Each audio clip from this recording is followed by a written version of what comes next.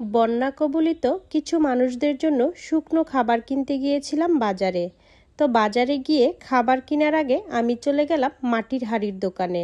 মাটির হাঁড়ির দোকান থেকে আজ আমি একটি ব্যাঙ কিনবো। এই ব্যাঙ কেনার মূল উদ্দেশ্য হচ্ছে আমাদের দেশে নাকি বন্যার পানি আটকানোর জন্য বাঁধ দেওয়ার পরিকল্পনা চলছে, আর আমরা সাধারণ মানুষেরা যদি সেই বাঁধের মধ্যে টাকা দেওয়ার সুযোগ পাই, তাহলে আজ থেকে আমি এই ব্যাংকে যা টাকা জমাবো সেই টাকাগুলো এই ভালো কাজটার মধ্যে দিয়ে তাদের সাথে শরিক থাকবো। তোমরাও কিন্তু যারা আমার মতো সাধারণ মানুষ আছো, তারা একসাথে টাকা দিতে পারবে না, তারা কিন্তু আমার মতো এই পরিকল্পনাটা করতে পারো।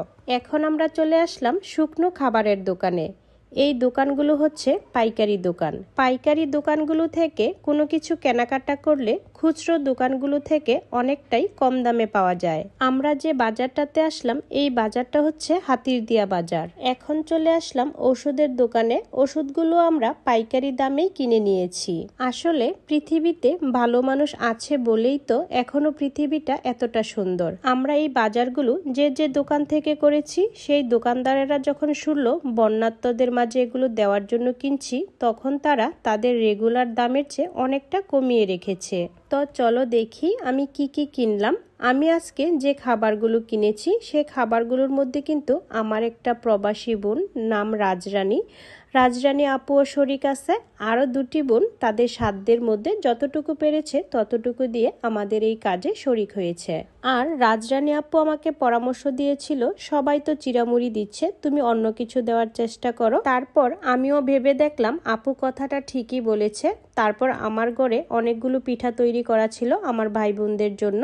তো আমি তাদেরকে পার্সেলগুলো না পাঠিয়ে বন্যার্তদের জন্য পিঠাগুলো ভেজে নিলাম। আর সাথে ছিল 3 আইটেমের বিস্কুট, মুরালি, চানাচুর, আর ছিল সম্পাপড়ি, রুটি, পানির বোতল, মশার কয়েল, মোমবাতির প্যাকেট, স্যালাইন, আর হচ্ছে নাপা ট্যাবলেট। এখন হয়তো 2-1 বেশি ভালো মানুষ বলবে, এসব দিচ্ছেন আবার দেখানোর কি আছে, আর এক হাতে দান করলে আরেক হাতে যেন না জানে। তো তাদেরকে বলছি, আসলে আপু এগুলো দান করা নয়, এগুলো হচ্ছে সীমিত সময়ের জন্য বিপদে পড়া মানুষের পাশে দাঁড়ানো। আর একজনকে দেখে আরো 4 জন যেন হাতে হাত মিলিয়ে মনে উৎসাহ নিয়ে বিপদে পড়া মানুষদের পাশে দাঁড়ায়। আমিও কিন্তু অন্যদেরকে দেখে উৎসাহিত হয়েই এই কাজটা করছি।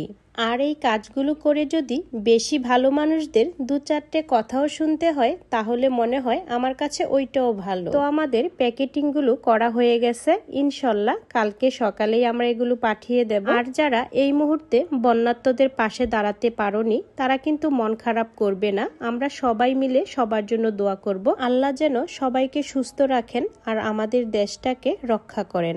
আমিন।